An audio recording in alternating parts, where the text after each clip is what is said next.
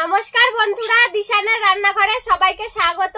আশা করছি আপনারা সকলেই ভালো আছেন। আজকে আমরা বানাবো নিরামিষ পাঁচমিশালি তরকারি। সম্পূর্ণ ভিডিওটি আপনারা দেখতে থাকুন, আর সঙ্গে বড়ি দিয়ে বানাবো। সেই জন্য আমি সব সবজিগুলো কেটে নিচ্ছি।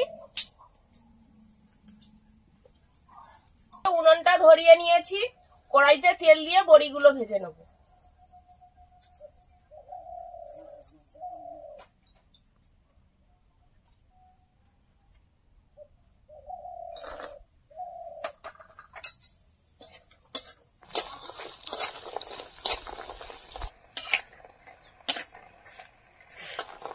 বড়ি ভাজা হয়ে গেছে, তুলে নেব।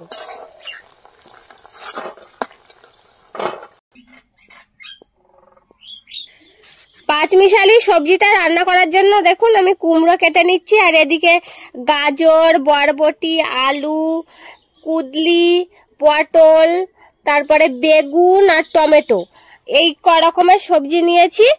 আপনারা চাইলে আরো বেশি সবজি দিয়েও করতে পারেন। যত বেশি সবজি দেবেন স্বাদ হয় তত ভালো।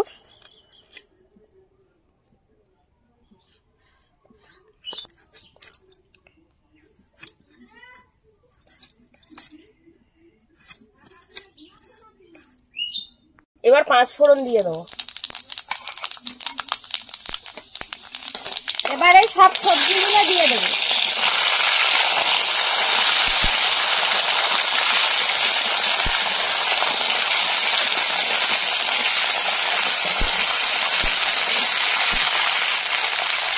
কতটা সবজি দুটো থালায় কেটেছি। সবজি সাথে কাঁচা লঙ্কা চিড়ে রেখেছি, সেগুলোও দিয়ে দেবো।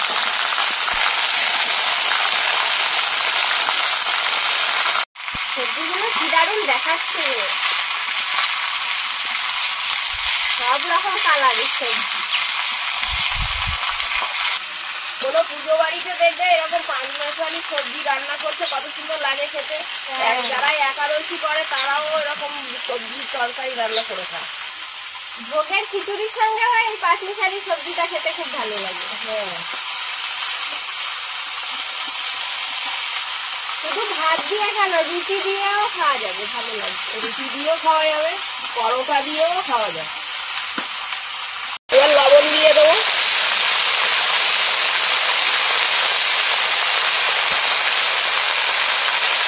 হলুদ,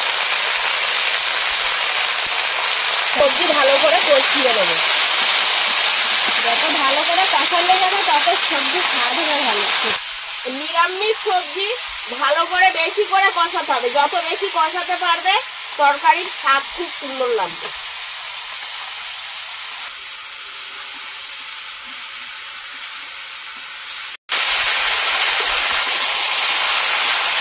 যত ভালো কষাই করা হচ্ছে তত সবজির রঙগুলো পরিবর্তন হচ্ছে।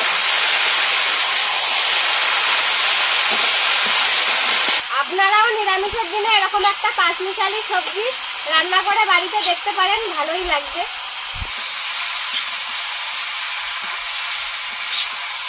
ভেজে রাখা বড়িগুলো হাত দিয়ে একটু ভেঙে দিয়ে দেবো। সবজি কষাতে কষাতে সবজি রান্না হয়ে গেল, সেদ্ধ হয়ে গেছে। হ্যাঁ, এই বাড়ির তৈরি বড়ি আমাদের, সেই জন্য একটু ভেঙে ভেঙে দিচ্ছি। কেনা বড়ি হলে ভেঙে দেওয়ার দরকার নেই। এই বাড়ির তৈরি বড়ি দিয়ে বানালে স্বাদটা খুব সুন্দর হয়। বেশি কেনা বড়ি তো সুজির বড়ি, ভাঙার লাগে না। হ্যাঁ, তরকারিতে দিলেই বলে যাবে। আমাদের বাড়ির ডালের বড়ি, সেই জন্য একটু ভেঙে ভেঙে দিলাম, আর সবজির সঙ্গে মিশেও যাবে খুব সুন্দর। তরকারিটা খুব সুন্দর ভাবে কষাই করে নিয়েছি, সেদ্ধ হয়ে গেছে। দেখুন সবজি সব গলে যাচ্ছে, দারুণ কষাই হয়েছে। এবার জল দিয়ে দেবো।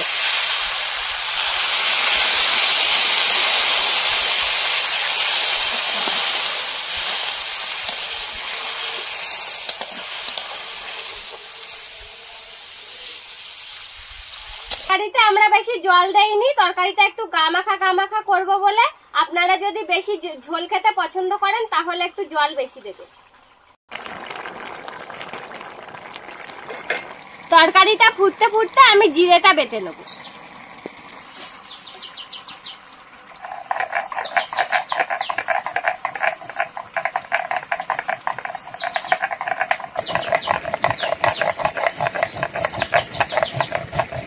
আমাদের সেই শীতকালে বড়ি দেওয়া, সেই বড়ি এখনো খাচ্ছি। আবার শীতকাল প্রায় চলে আসার মতন হয়ে গিয়েছে। বড়ি দেওয়ার সময় আবার চলে হ্যাঁ,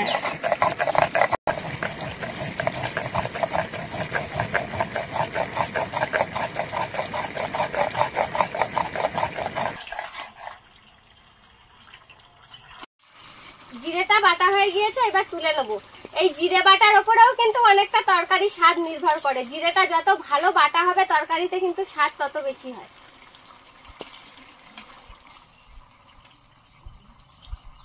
মশলা চন্দনের মতন বাটতে হয়। খুন্তি দাও, জিরে বাটা দিয়ে দিই।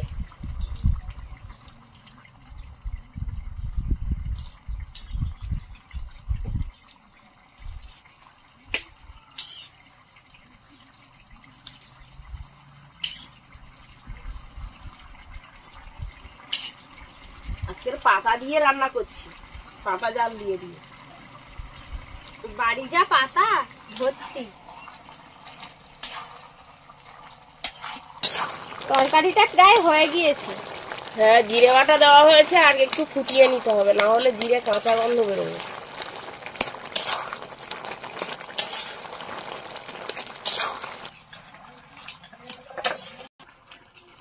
বন্ধুরা, এরকম আরো নতুন নতুন রেসিপি দেখতে আমাদের চ্যানেলটিকে সাবস্ক্রাইব করবেন, আর অবশ্যই পাশে থাকা বেল আইকনটি প্রেস করবেন। তাহলে আমরা নতুন কোনো ভিডিও আপলোড করলে নোটিফিকেশন আপনাদের কাছে পৌঁছে যাবে। আর কে কোথা থেকে দেখছেন কমেন্ট করে বলবেন, তাহলে আমরা আরো নতুন নতুন ভিডিও করার আগ্রহ পাবো।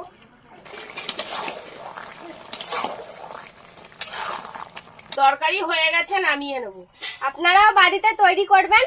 আর আমাদের পুরো ভিডিওটা শেষ পর্যন্ত দেখার জন্য ধন্যবাদ। ভালো লাগলে লাইক, কমেন্ট, শেয়ার করবেন। আবার ফিরে আসবো নতুন একটা রেসিপি নিয়ে। সবাই ভালো থাকবেন, সুস্থ থাকবেন।